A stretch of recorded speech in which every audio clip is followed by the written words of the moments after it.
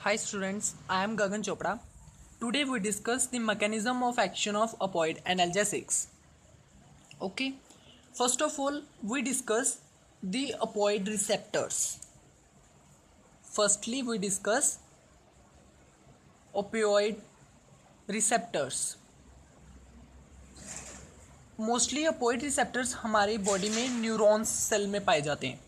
Okay, हमारे neuron cell में ये opioid रिसेप्टर होते हैं जहाँ से opioid एनाल्जेसिक ड्रग रिसीव होते हैं. ओके, मोस्टली ये 3 टाइप्स के होते हैं: kappa, mu and delta. Mostly ये 3 टाइप्स के होते हैं: कैपा, म्यू और डेल्टा. ओके, जैसे मैं एक डायग्राम बना करके आपको शो करता हूँ. ये न्यूरॉन एंडिंग है. ओके, न्यूरॉन एंडिंग मीन्स ये एक्सोन है. एक्सोन एंड आगे डेंड्रोन हो गए, माइलिन शीथ वगैरह होंगे. और यहाँ पे इसके सरफेस पे opioid एनाल्जेसिस के रिसेप्टर लगे होते हैं. ओके, जिवें ਤੁਹਾਨੂੰ ਇਸ ਸਲਾਈਡ 'ਚ ਦਿਖ ਰਿਹਾ ਹੈ, ਇਸ 'ਚ ਮੈਨੇ ਇੱਕ ਪਾਸੇ ਡਰੱਗਸ ਦੇ ਨਾਮ ਲਿਖੇ ਹੋਏ ਨੇ, ਦੂਸਰੇ ਪਾਸੇ ਰਿਸੈਪਟਰ ਦੇ ਨਾਮ ਜਿਵੇਂ ਯੂ, D and K, mu, delta and kappa, ਔਰ ਨੀਚੇ ਉਹਨਾਂ ਦੇ ਐਕਟੀਵਿਟੀ ਲਿਖੀ ਹੋਈ ਹੈ. ਸਭ ਤੋਂ ਪਹਿਲਾਂ ਜਿਵੇਂ ਮੋਰਫਿਨ ਦੀ ਮਿਊ ਦੇ ਨਾਲ ਐਕਟੀਵਿਟੀ ਬਹੁਤ ਜ਼ਿਆਦਾ ਹੈ. ਮੋਰਫਿਨ 5th ਡਰੱਗ ਹੈ ਔਰ 5th ਮਿਊ ਦੇ ਨਾਲ 3+ ਆ ਰਿਹਾ ਹੈ. That means morphine the ਮਿਊ receptor ਦੇ ਨਾਲ ਐਕਟੀਵਿਟੀ ਬਹੁਤ ਜ਼ਿਆਦਾ ਹੈ. ਇਹ ਮਿਊ ਰਿਸੈਪਟਰ ਦੇ ਨਾਲ ਜ਼ਿਆਦਾ ਜੁੜਦੀ ਹੈ ਔਰ ਡੈਲਟਾ ਦੇ ਨਾਲ बहुत घट जुड़ती है और कैपा ਦੇ ਨਾਲ भी बराबर जुड़ती है म्यू ਦੇ ਨਾਲ.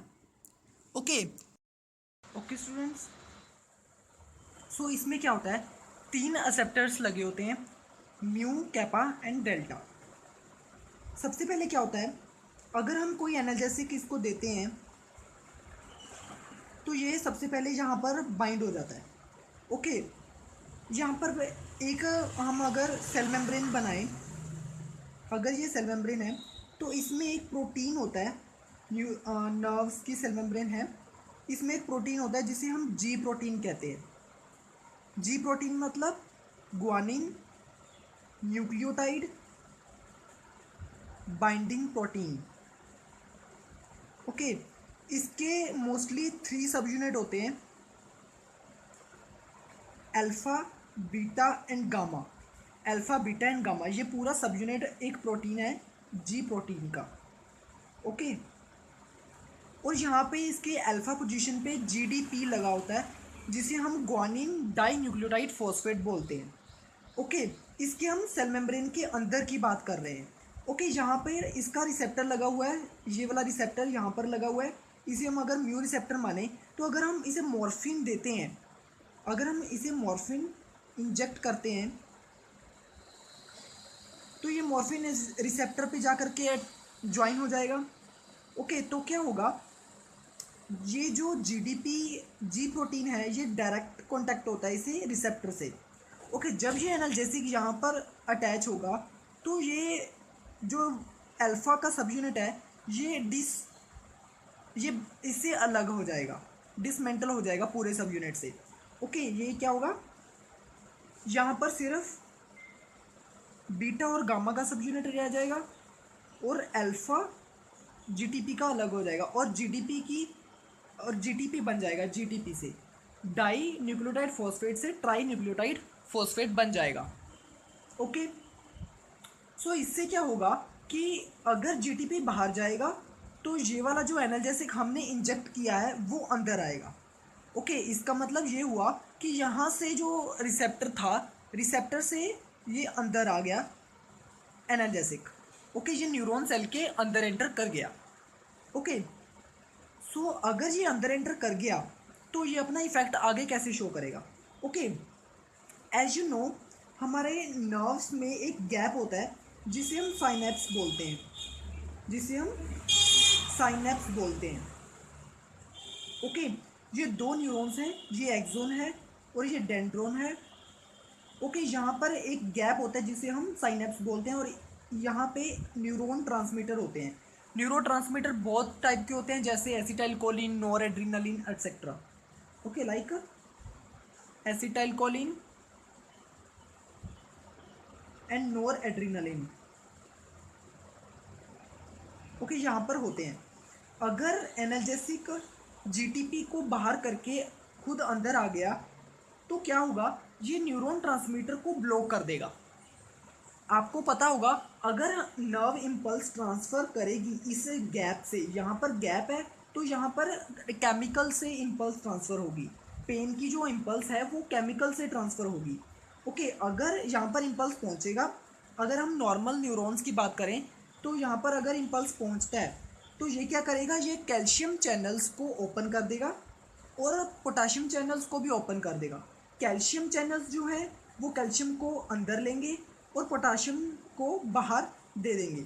कैल्शियम के अंदर आने से एक वोल्टेज क्रिएट होगा, उस वोल्टेज की मदद से ये न्यूरॉन ट्रांसमीटर रिलीज़ हो जाएंगे।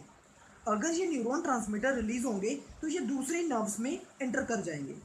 ओके, यहाँ से फिर आगे नर्व इम्पल्स ट्रांसफ़र हो जाएगा। ओके, अगर एनालिसिस का मेन काम यही होता है कि वो न्यूरॉन ट्रांसमीटर को ब्लॉक कर दे, रिलीज मत होने दे, सो आगे इम्पल्स ट्रांसफ़र ही ना हो। ओके, सो हम ये देखते हैं कि ये इम्पल्स को ट्रांसफ़र होने से कैसे रोकेगा।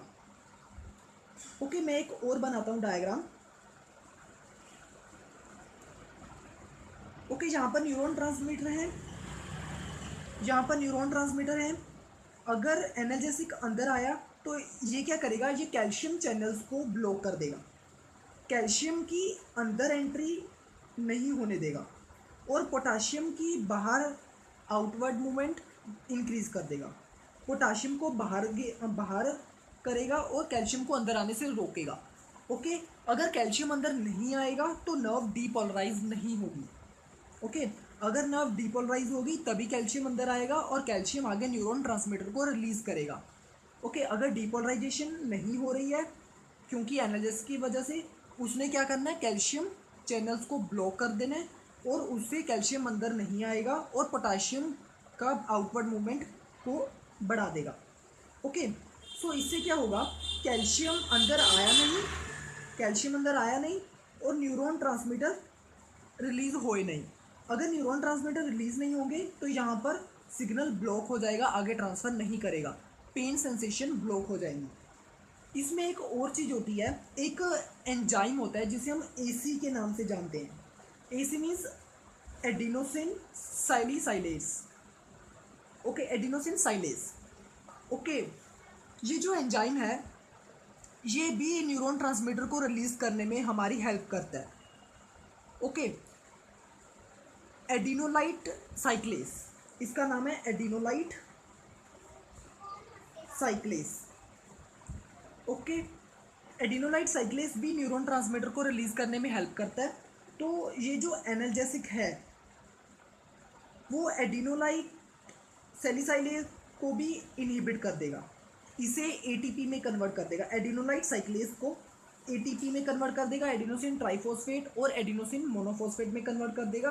तो ये भी इनएक्टिव हो गया, तो न्यूरॉन ट्रांसमीटर रिलीज नहीं होंगे। न्यूरॉन ट्रांसमीटर कौन से होते हैं, ये वाले।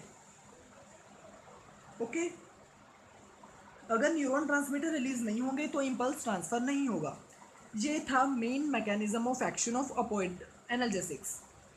ओके, हम सबसे पहले अपोइड रिसेप्टर्स को पढ़ रहे थे, अपोइड रिसेप्टर्स, देन उसके बाद साइट ऑफ एक्शन। ये प्री सिनेप्टिक नर्व होती है और ये पोस्ट सिनेप्टिक नर्व।